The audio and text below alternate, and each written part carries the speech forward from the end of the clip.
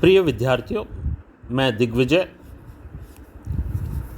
आज प्राणी शास्त्र के इस व्याख्यान में परिवर्धन जैविकी का अगला विषय विदलन, जिसे अंग्रेजी में क्लीवेज कहते हैं, आज का व्याख्यान अपना इस क्लीवेज पर रहेगा।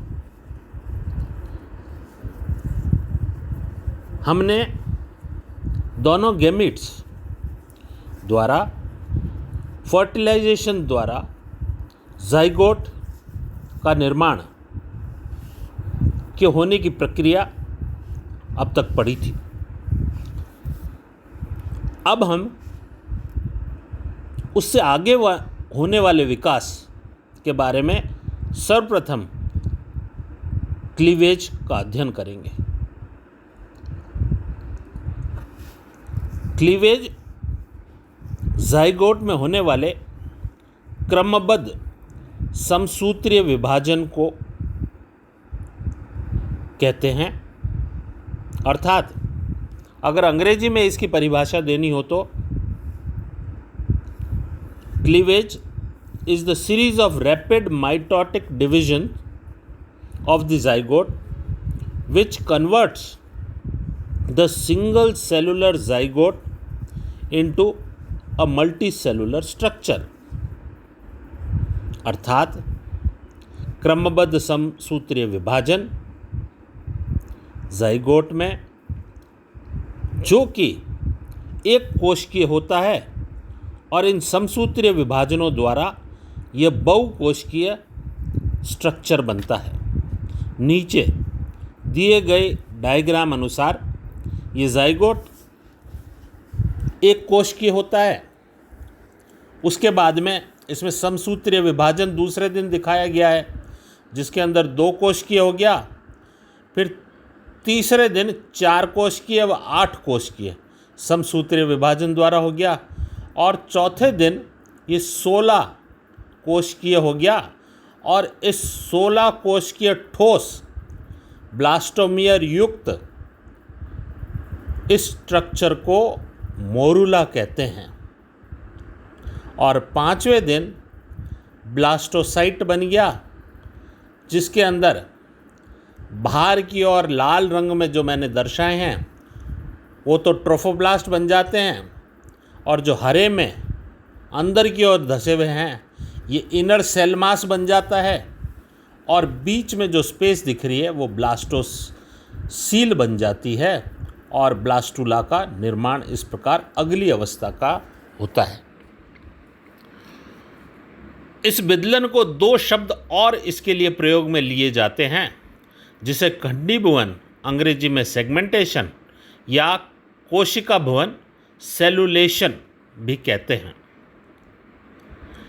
विदलन में जाइगोट का विखंडन तथा नई कोशिकाओं का निर्माण होता है, इसलिए इसे खंडीभवन व कोशिका भवन भी कहा जाता है। अगर मैं क्लीवेज के इतिहास की बात करूं तो सर्वप्रथम यह शब्द क्लीवेज का प्रयोग कार्ल वॉन बियर ने किया था। जो मैंने मोरुला के अंदर आपको शब्द काम में लिया ब्लास्टोमियर, यह एक ग्रीक भाषा का शब्द है। ब्लास्टोस जिसका मतलब होता है जर्म, हिंदी में जनन, मीरोज का अर्थ है पार्ट्स, अंग, जर्म पार्ट्स या जनन अंग, ये ब्लास्टोमियर्स होते हैं। स्वेमरडैम ने 1738 में मेंढक में, स्प्लेंजली ने 1780 में टोड में, और 1824 में प्रीवोस्ट और ड्यूमास ने मेंढक में विदलन का विस्तृत अध्ययन किया। इसी प्रकार खरगोश के अंदर सर्वप्रथम विदलन का अध्ययन 1838-39 में हुआ, और पक्षियों के अंडों में विदलन का अध्ययन 1847 में किया गया। विद्यार्थियों, मैंने शब्द काम में ऊपर लिया है परिभाषा में क्रमबद्ध समसूत्रीय विभाजन। इस शब्द को और स्पष्ट करने के लिए मैं विदलन में और सामान्य समसूत्रीय विभाजन में क्या अंतर है वो एक बार आपको स्पष्ट करना चाहूँगा। इस चित्र में अपने को विदलन और सामान्य समसूत्रीय विभाजन, इन दोनों के बीच में क्या अंतर है इसके बारे में अपन जानेंगे। दो विदलन के मध्य अंतर अवस्था, जिसे इंटरफेस कहते हैं, छोटी होती है, जबकि सामान्य माइटोसिस के अंदर यह इंटरफेस अवस्था बहुत लंबी होती है। ये जो ब्लास्टोमियर्स है, इनके आकार में वृद्धि नहीं होती। समसूत्रीय विभाजन में उत्पन्न पुत्री कोशिकाएं वृद्धि दर्शाती है, जबकि विदलन में ऐसा नहीं होता। केंद्रक कोशिका द्रव आयतन का अनुपात लगातार बढ़ता जाता है, यहाँ स्थिर रहता है। अन्य प्रोटोप्लाज्मिक पदार्थ तुलना में डीएनए का संश्लेषण बढ़ जाता है, यहाँ सभी प्रोटोप्लाज्मिक संगठनों का समान अनुपात में संश्लेषण होता है। विदलन विभाजन तीव्र होता है, समसूत्रीय विभाजन सिंक्रोनस होता है। विदलन के साथ O2 की खपत बढ़ जाती है और यहाँ O2 की खपत क्षणिक परिवर्तन होती है। विदलन की प्रारंभिक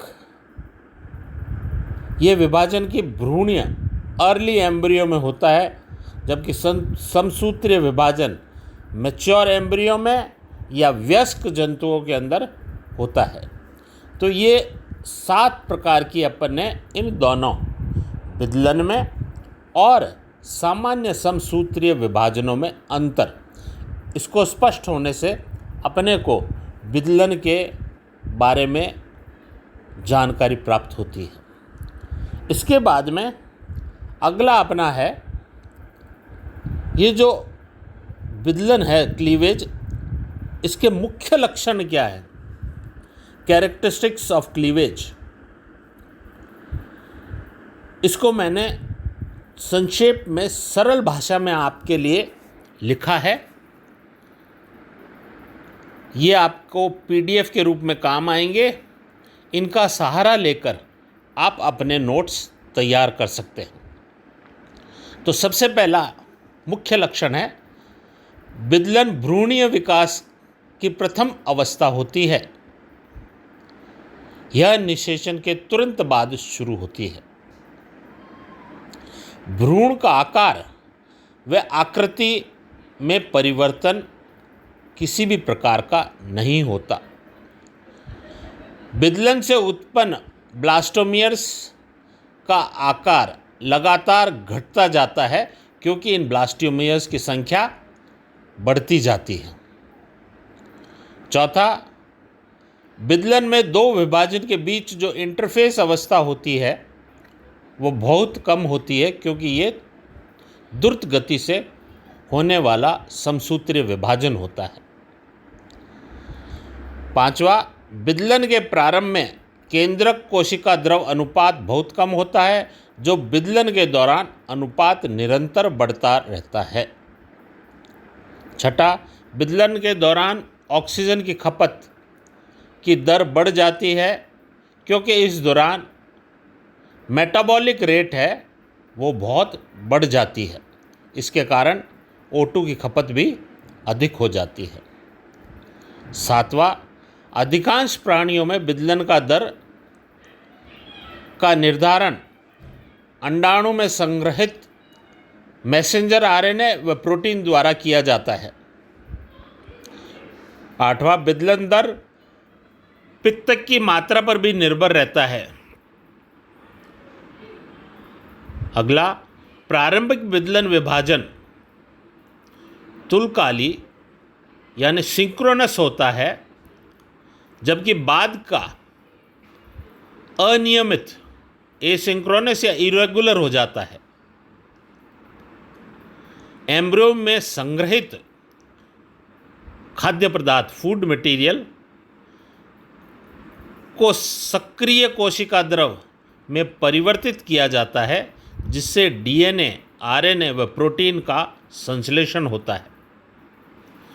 आखिरी, विदलन द्वारा उत्पन्न ठोस बहुकोशिकीय संरचना को तूतक मोरुला कहते हैं।